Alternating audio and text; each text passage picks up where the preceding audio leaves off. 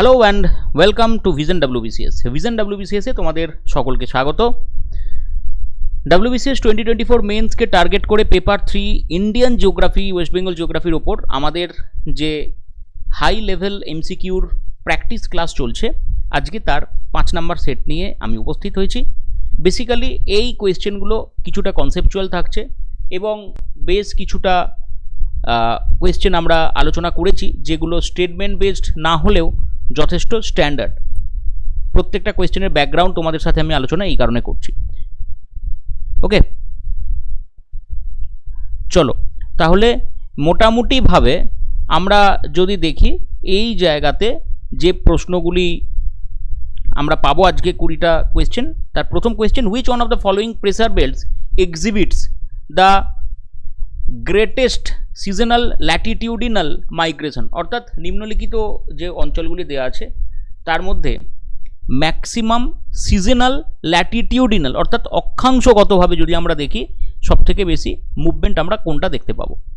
তাহলে স্পেসিফিক্যালি দেখো, একটা বেসিক জিনিস আমি এখানে বলি যে আমাদের যে বায়ুচাপ বলয়গুলি রয়েছে, এই বায়ুচাপ বলয়গুলিকে মোটামুটি আমরা 7টা ভাগে ভাগ করতে পারি এবং 7টা বায়ুচাপ বলয়ের মধ্যে সবথেকে যেটা বেশি মুভ করে সেটা হচ্ছে এই ইকুইটোরিয়াল রিজিয়নটা। কেন ইকুইটোরিয়াল রিজিয়নটা মুভ করে? তার কারণ হচ্ছে এই ইকুইটোরিয়াল রিজিয়ন তৈরি হওয়ার পিছনের যে কারণ সেটা হচ্ছে সূর্যরশ্মির লম্বভাবে কিরণ দেওয়া। এবার সূর্যরশ্মি সারা বছর এই ইকুইটরের ওপর তো লম্বভাবে কিরণ দিতে পারে না, কারণ ধরো 21শে জুন তারিখে এখানে ট্রপিক অফ ক্যান্সারের ওপর লম্বভাবে কিরণ দেয়, আবার 22শে ডিসেম্বর তারিখে এখানে ট্রপিক অফ ক্যাপ্রিকর্নের ওপর লম্বভাবে কিরণ দেয়। নিরক্ষীয় নিম্নচাপ বলয়টা তৈরি কোথায় হয়? যেখানে সূর্যরশ্মি সারা বছর লম্বভাবে কিরণ দিচ্ছে, এই জায়গাতে বায়ু অত্যন্ত পরিমাণে উত্তপ্ত হচ্ছে এবং উত্তপ্ত হয়ে কি করছে? উত্তপ্ত হয়ে পুরোপুরিভাবে এই জায়গাতে তারা বাইরের দিকে বেরিয়ে যাচ্ছে, ওপর দিকে উঠে গিয়ে বাইরের দিকে বেরিয়ে যাচ্ছে, ফলে সেই জায়গায় নিম্নচাপ কেন্দ্রটা তৈরি হচ্ছে। এবার চিন্তা করে দেখো, যদি নিম্নচাপ কেন্দ্র তৈরি হওয়ার জন্য আমার এই পরিস্থিতিটা দরকার হয়, তাহলে যেখানে সূর্যরশ্মি সর্বদা লম্বভাবে কিরণ দিচ্ছে সেই জায়গাটা আমি পাবো। এবার এই পার্টিকুলার অঞ্চলটা যখন আমরা দেখতে পাই যে জুন মাস নাগাদ, তখন এই যে সিচুয়েশনটা অর্থাৎ যেটা আমরা এখানে দেখতে পাচ্ছি, এটা কিছুটা নর্থওয়ার্ড শিফট করে, আবার কিছুটা সাউথওয়ার্ড শিফট করে যখন শীতকাল হয়। তাহলে আমরা এই জায়গাটাকে কি বলে থাকি? ITCZ। তাহলে যখন উত্তর দিকে মুভ করে এটাকে আমরা বলে থাকি NITCZ, এবং দক্ষিণ দিকে যখন মুভ করে তাকে বলা হয় SITCZ, NITCZ, SITCZ। এই অবস্থাটা আমরা দেখতে পাই। তাহলে ইকুইটোরিয়াল লো, নিরক্ষীয় নিম্নচাপ বলয় যেটা, এই নিরক্ষীয় নিম্নচাপ বলয় সব থেকে বেশি স্থান পরিবর্তন করছে, এটা আমরা বলতে পারি। Okay, so correct answer obviously option B, equatorial low pressure belt. পরবর্তী প্রশ্নে যাব, question number 2, during an El Nino year which branch of the Walker circulation weakens first. অত্যন্ত ভালো কোয়েশ্চেন। দেখো, আমরা এল নিনো নিয়ে আলোচনা তো করি, এবার এল নিনোর সাথে আরেকটা গুরুত্বপূর্ণ বিষয় হচ্ছে ওয়াকার সার্কুলেশন। এইটাকে আমরা সাধারণভাবে বলে থাকি কি?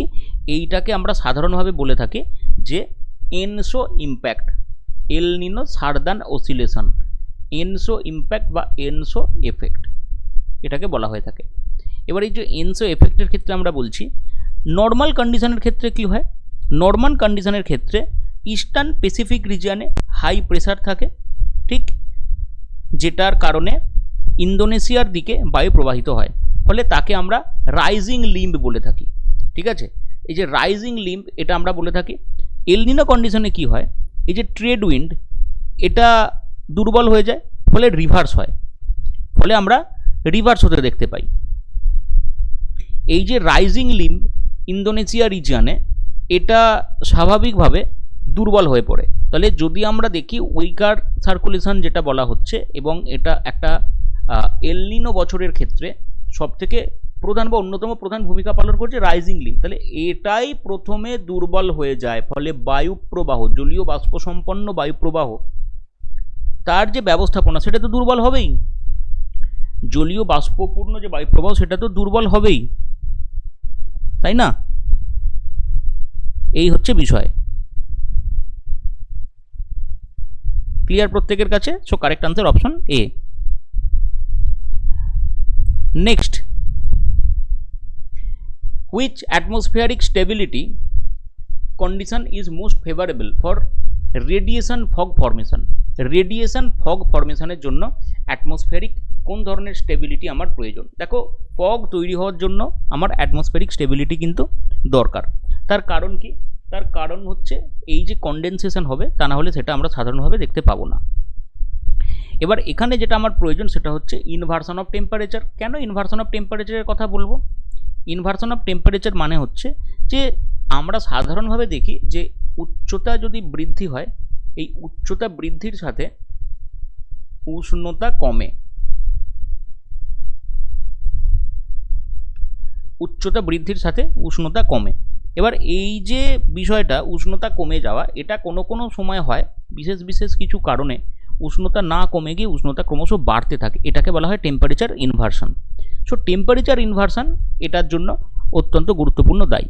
রেডিয়েশন ফগ মূলত কখন আমরা দেখতে পাই? রেডিয়েশন ফগ মূলত আমরা শীতল মেঘহীন আকাশে দেখতে পাই।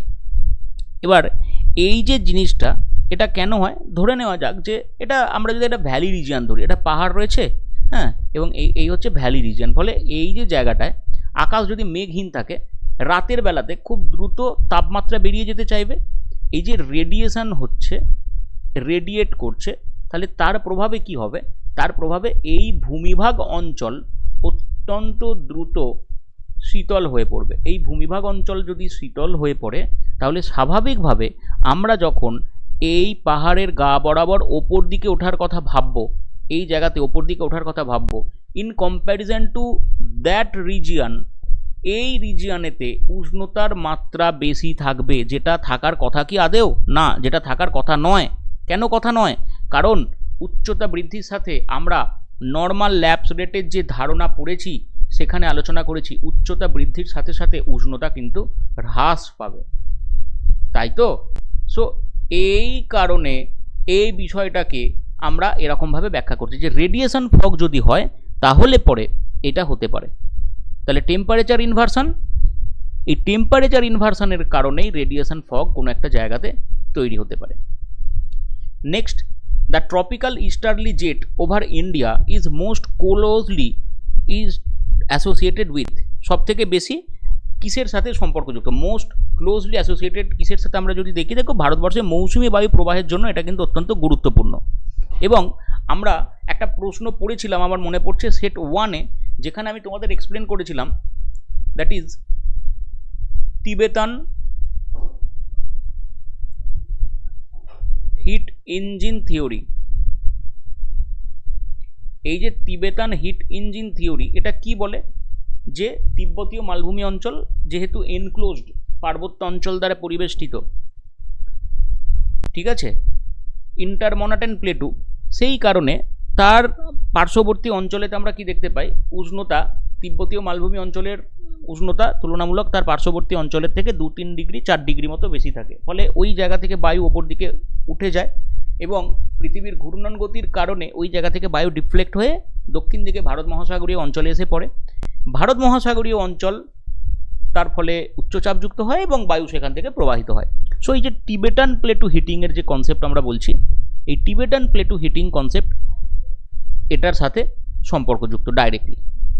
টিবেটান হিটিং ইস্যু এটা আমরা বলতে পারি, এবং টিবেটান হিট ইঞ্জিন থিওরি এখানে সম্পর্কযুক্ত।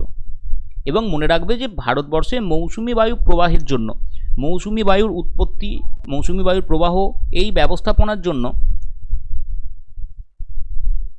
জেট স্ট্রিম অত্যন্ত দায়ী।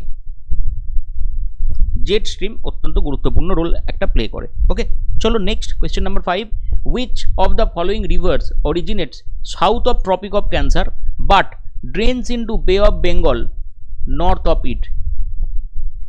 দক্ষিণে সাউথ অফ ট্রপিক অফ ক্যান্সারের কথা বলা হয়েছে, সেখান থেকে উৎপত্তি লাভ করছে, বে অফ বেঙ্গলে গিয়ে মিট করছে, যেটা তার উত্তর দিকে, মানে ট্রপিক অফ ক্যান্সারের উত্তর দিকে। অত্যন্ত ভালো একটা প্রশ্ন, খুব বিউটিফুল একটা কোয়েশ্চেন এখানে তোমাদের সামনে রাখা হয়েছে। এর আনসার কী হবে? দেখো, ভারতবর্ষের ক্ষেত্রে এরকম আমরা যদি দেখি, মাহি নদী রয়েছে, যে নদী ট্রপিক অফ ক্যান্সারকে 2বার ক্রস করেছে, কিন্তু এখানে 2বার ক্রস করার কথা বলা হয়নি। সুবর্ণরেখার কথা যদি আমরা দেখি, সুবর্ণরেখা, ঠিক আছে, এটা উৎপত্তি করছে কোন জায়গাতে? সুবর্ণরেখা উৎপত্তি হচ্ছে তার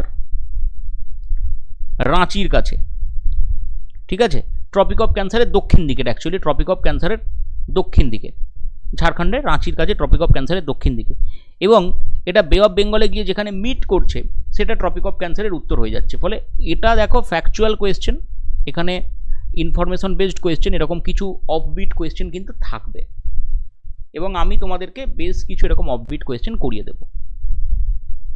next, the PR ratio in a climax ecosystem tends to be. তাহলে পিআর রেশিও আমরা যদি দেখি, বা এখানে যেটা উল্লেখ করা হচ্ছে তার মান কত হওয়া দরকার। তাহলে এখানে কি বলা হচ্ছে, P, what does it mean? It means gross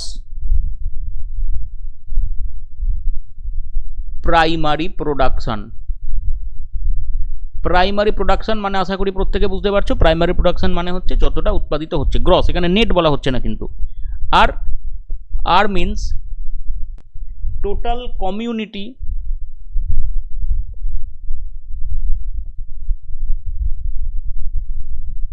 R means হচ্ছে টোটাল কমিউনিটি রেসপিরেশন। ওকে, সো মোটামুটিভাবে ক্লাইম্যাক্স কমিউনিটির ক্ষেত্রে বলা হচ্ছে, দেখো ক্লাইম্যাক্স কমিউনিটি মানে কোনটা? ক্লাইম্যাক্স কমিউনিটি মানে হচ্ছে, আমরা যদি এখানে দেখি, বা ক্লাইম্যাক্স ইকোসিস্টেম মানে হচ্ছে যখন একটা কোনো পার্টিকুলার অঞ্চলে যেখানে প্রাণের অস্তিত্ব ছিল না, এখানে আস্তে আস্তে কিছু অ্যালগি জন্মালো, ফাঙ্গি আসলো, গাছপালা, ঘাস থেকে শুরু করে আস্তে আস্তে ট্রিজ কিছু হলো, এরকম হতে হতে একদম একটা সুদৃঢ় কমপ্লিট বনভূমি আমরা এখানে দেখতে পাচ্ছি। এই কমপ্লিট বনভূমি দেখতে পাচ্ছি যে অঞ্চলটা, একটা প্রকৃত অর্থে স্টেবল ইকোসিস্টেম তৈরি করে ফেললো। এই যে স্টেবল ইকোসিস্টেম তৈরি করা এই যে জায়গাটা, এটার কথা বলা হচ্ছে। সো এক্ষেত্রে ক্লাইম্যাক্স ইকোসিস্টেমে এটা কি হবে? It will be equal to 1। Climax ইকোসিস্টেমের ক্ষেত্রে এটা প্রায় 1-এর কাছাকাছি হিসাবে উল্লেখ করা হয়। So correct answer will be option C. এটা যদি সাকসেশনাল ইকুয়াল হতো, মানে আমরা যে ইকোসিস্টেমের কথা বলছি, অর্থাৎ দেখো এই যে এই জায়গা থেকে যখন এটা আস্তে আস্তে উত্থান লাভ করছে, সাকসেশন পদ্ধতিতে রয়েছে, এটার ক্ষেত্রে এর মান কত হতো? এটার ক্ষেত্রে এটার মান হতো গ্রেটার দ্যান 1। আর যদি এটা ডিগ্রেডিং হতো, কোনো রকমভাবে এটা ক্ষতিগ্রস্ত হচ্ছে, তখন এটা হতো লেস দ্যান 1। ওকে, চলো নেক্সট কোয়েশ্চেন যাবো। Question number 7, which district of West Bengal is traversed by both the Tropic of Cancer and Ajay river? তাহলে ট্রপিক অফ ক্যান্সার এবং অজয় নদী বা অজয় নদ যাই বলো, দুটোই কোনো একটা জেলাকে ঘিরে রেখেছে। তাহলে সেটা কোন জেলার ক্ষেত্রে বলা যেতে পারে?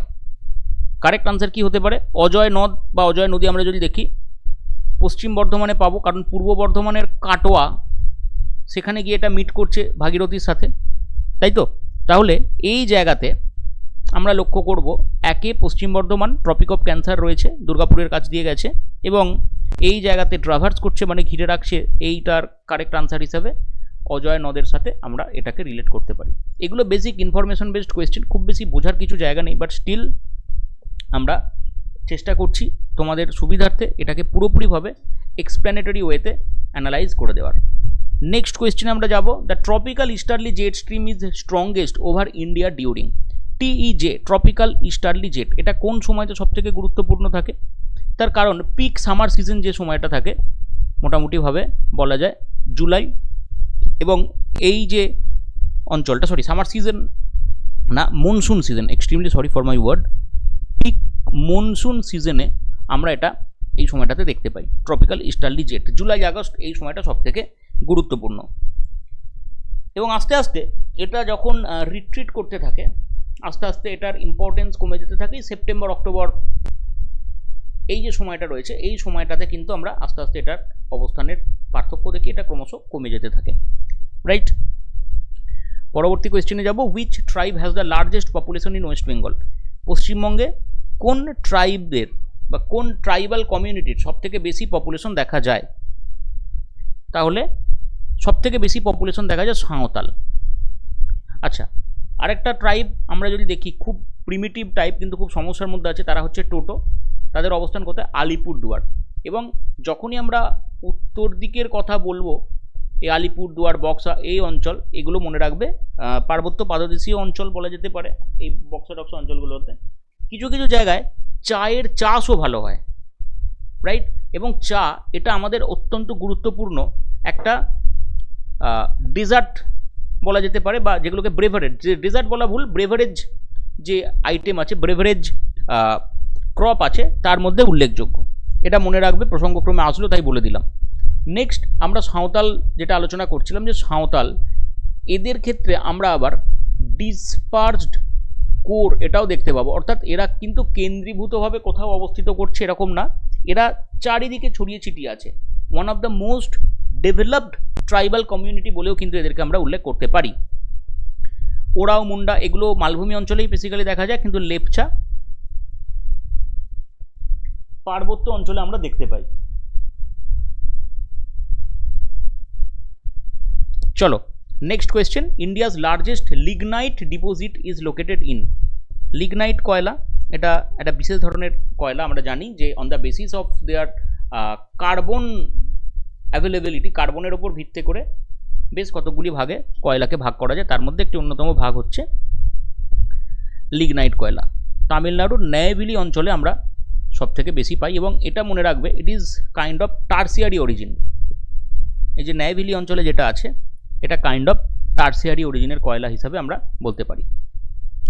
এছাড়া তালচের, কোরবা, সিংরৌলি, সিংরেনি এগুলো অত্যন্ত গুরুত্বপূর্ণ, বাট স্টিল এখানে যেহেতু আমাকে জিজ্ঞাসা করেছে সেটা তামিলনাড়ু হবে, এবং লিগনাইট ডিপোজিট যেহেতু বলেছে ন্যায়ভিলি অত্যন্ত গুরুত্বপূর্ণ। নেক্সট আমরা দেখব কোয়েশ্চেন নাম্বার 11-এর কী আছে, তবে তার আগে এগেন প্রতিদিনের মতো একবার জাস্ট তোমাদেরকে বলে দেওয়া, যারা প্রথম দেখছো ক্লাস, যে আমাদের এখানে ভিশন WBCS-এর পক্ষ থেকে মক টেস্টের পেপার লঞ্চ করা হয়েছে, full mock test series launch করা হয়েছে। সেখানে অনলাইন PDF মডেল আনসার্স তোমরা কোয়েশ্চেনের সাথে পাবে, কম্পালসারি বেঙ্গলি, ইংলিশ 10টা মক পাবে ইচ পেপারের, ডেইলি এডিটোরিয়াল পাবে, 2025-26-এর মান্থলি কারেন্ট অ্যাফেয়ার্স MCQ পাবে, EVS science and technology, static GK এর ওপর গুরুত্বপূর্ণ নোটস তোমরা পাবে। সো রিভিশন নোটস থাকছে, মেন্সের সলিউশন পেপার থাকছে। যাদের যাদের প্রয়োজন এটা ডেফিনেটলি তারা যোগাযোগ করে কালেক্ট করতে পারো। অ্যান্ড অবভিয়াসলি এটা যে তোমাদের প্রিপারেশন লেভেলকে অনেকটা বেশি এনহান্স করবে এটা বলার অবকাশ রাখে না। কোয়েশ্চেন নাম্বার 11 আমরা যাব। In ecological succession the first autotrophic community is generally called. তাহলে ইকোলজিক্যাল সাকসেশনের কথা আমরা বললাম।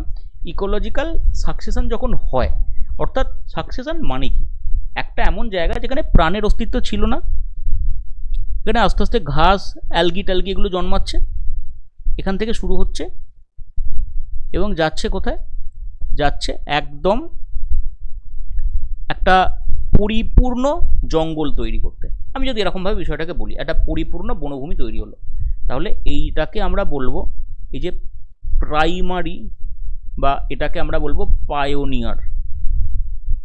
আর যেটা একদম শেষে একে আমরা বলবো একদম ক্লাইম্যাক্স,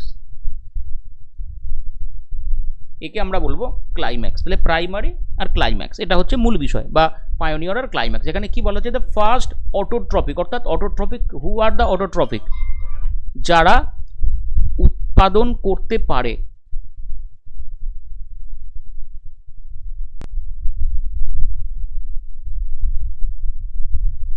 যারা উৎপাদনে সক্ষম, আমরা তাদের কথা বলছি।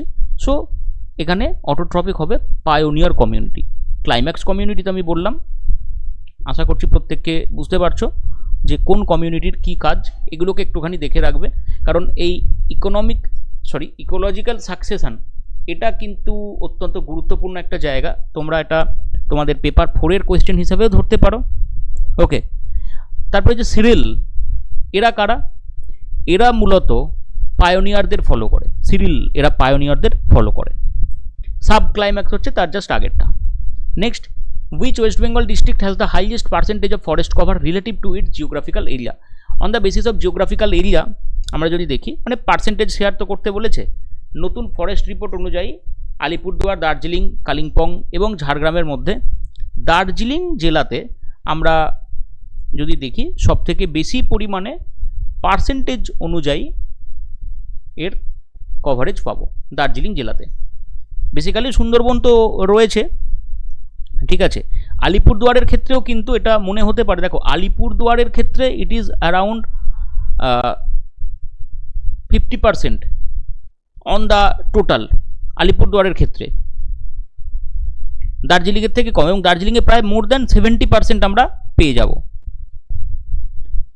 এই যে তথ্যটা, এটা ইন্ডিয়া স্টেট ফরেস্ট রিপোর্ট থেকে পাওয়া তথ্য। ফলে এখানে আমি যেটা বলছিলাম তোমাদের, যে তোমাদেরকে এটা অবভিয়াসলি মাথায় রাখতে হবে যে কোথায় কোথায় আমরা পাবো, কোন জায়গা থেকে প্রশ্ন আসছে, তাহলে এটাও কিন্তু গুরুত্বপূর্ণ ইন্ডিয়া স্টেট ফরেস্ট রিপোর্টটাকে পড়া। Next, during El Nino year Indian monsoon rainfall is generally affected because of the weakening of, অর্থাৎ যখন এল নিনো ইয়ার হয়, এই এল নিনো ইয়ারে ভারতবর্ষের যে মৌসুমি বায়ু প্রবাহ, বা ভারতবর্ষ শুধু বলবো না, ভারতীয় উপমহাদেশীয় অঞ্চলে এটা কিসের জন্য প্রভাবিত হয়? ওয়াকার সার্কুলেশনের জন্য। এই যে এনসো, এল নিনো সার্দান অসিলেশন, পূর্ব এবং পশ্চিম দিকের মধ্যে যে দোলনটা চলে তাকে তো আমরা সার্দান অসিলেশন বলি, এবং ওয়াকার সার্কুলেশন এটা কেন বলা হয়? বিজ্ঞানী ওয়াকার এটা প্রথম ইনভেন্ট বলবো না, এটা প্রথম তিনি দেখিয়েছিলেন যে ওয়াকার ইনফরমেশন, ওয়াকার সার্কুলেশন এটা অত্যন্ত গুরুত্বপূর্ণ। মূলত এটা কি? এই যে এটা change or shift of pressure pivot over the Pacific Ocean, এটার কথা এখানে বলা হচ্ছে। Next question number 14, the concept of dominant caste was propounded by. Dominant caste এটা সোশ্যাল জিওগ্রাফির প্রশ্ন, এই ধরনের প্রশ্ন কিন্তু রীতিমতো জিজ্ঞাসা করতে পারে, যেহেতু আমাদের সিলেবাসের মধ্যে হিউম্যান জিওগ্রাফির মধ্যে আছে। এম.এন. শ্রীনিবাসন বা এম.এন. শ্রীনিবাস, তার এটা ধারণা, ঠিক। মূলত তার কর্ণাটকের কুর্গ এই আলোচনায় তিনি এটাকে উল্লেখ করেছেন। মোটামুটিভাবে কোনো একটা পার্টিকুলার অঞ্চল, যে অঞ্চলে একটা নির্দিষ্ট কাস্ট বা নির্দিষ্ট গোত্রের মানুষজন, তারা দুটি পার্সপেক্টিভ, একটা হচ্ছে ইকোনমি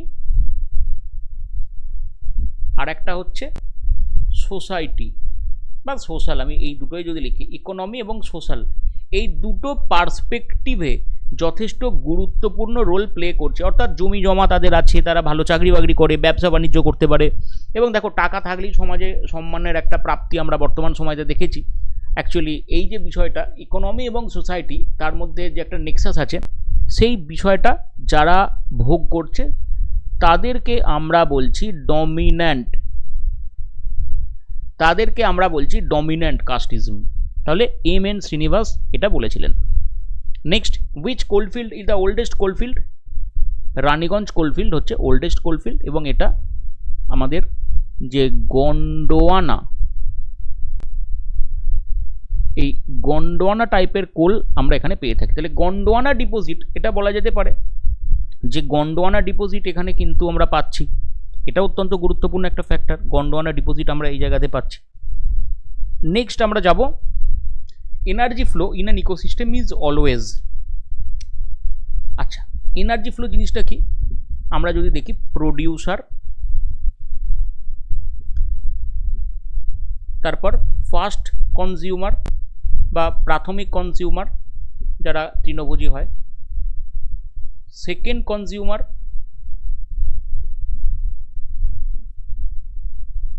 থার্ড কনজিউমার, এরকমভাবে শক্তি প্রবাহিত হতে থাকে। এবার আমি এখানে একটা জিনিস দেখিয়ে দিচ্ছি, এই যে প্রত্যেকটা স্টেজের কথা বলা হচ্ছে, দেখো প্রত্যেকটা স্টেজে কি হয়, শক্তির ব্যবহার হয়। কেমন? প্রডিউসার ধরে নিচ্ছি আমি 1000 ইউনিট শক্তি উৎপাদন করলো, তাহলে এই 1000 ইউনিট শক্তি উৎপাদনের থেকে এ নিজের জন্য ব্যবহার করবে 90%, বাকি 10%, অনলি 10% অফ 1000, তার মানে 100 ইউনিট এ পরবর্তী স্তরে পাঠিয়ে দেবে। সিম্পলি এ ব্যবহার করে নেবে এর 90%, মানে 90, এ পরবর্তী স্তরে পাঠাবে 10, তাহলে 10-এর 9 এ ব্যবহার করবে, পরবর্তীতে 1 পাঠাবে, এরকমভাবে জিনিসটা চলে। এবং এটা কিন্তু কখনো ফিরে আসে না, শক্তি প্রবাহ। এই যে 10%-এর কথা আমি বলছি, এটা লিন্ডেম্যানের একটা ফর্মুলা, এটাকে বলা হয় 10% ল। এবং এই যে 10% ল, এটা কিন্তু ইউনিডাইরেকশনাল। শক্তি প্রবাহ, এই শব্দটা খাতায় লেখা থাক, শক্তি প্রবাহ সর্বদা একমুখী হয়, শক্তি প্রবাহ আমরা সর্বদা একমুখী দেখতে পাবো। Okay, next, which river forms the Dhuandhar fall? Narmada নদী ধোঁয়াধর ফল তৈরি করছে ভেদাঘাটের কাছে। কোথায় তৈরি করছে? ধোঁয়াধর ফল ভেদাঘাটের কাছে। Next, the Barind region is mainly spread across. Barind region আমরা কোথায় দেখতে পাই? বারিন্দ মানে এটা হচ্ছে পুরানো পলি অঞ্চল, মূলত মালদা দক্ষিণ দিনাজপুর, মালদা উত্তর দিনাজপুর, এই দুটি জায়গা এখানে কিন্তু দেখো টিপিক্যাল করে দিয়েছে কোয়েশ্চেনটা। জেনারেলি আমিও প্রথমে মালদা এবং দিনাজপুর ভাবছিলাম, কিন্তু দেখো দিনাজপুরের তো দুটো ভাগ করে দিয়েছে, তাহলে আমরা কোন দিনাজপুরকে পাবো?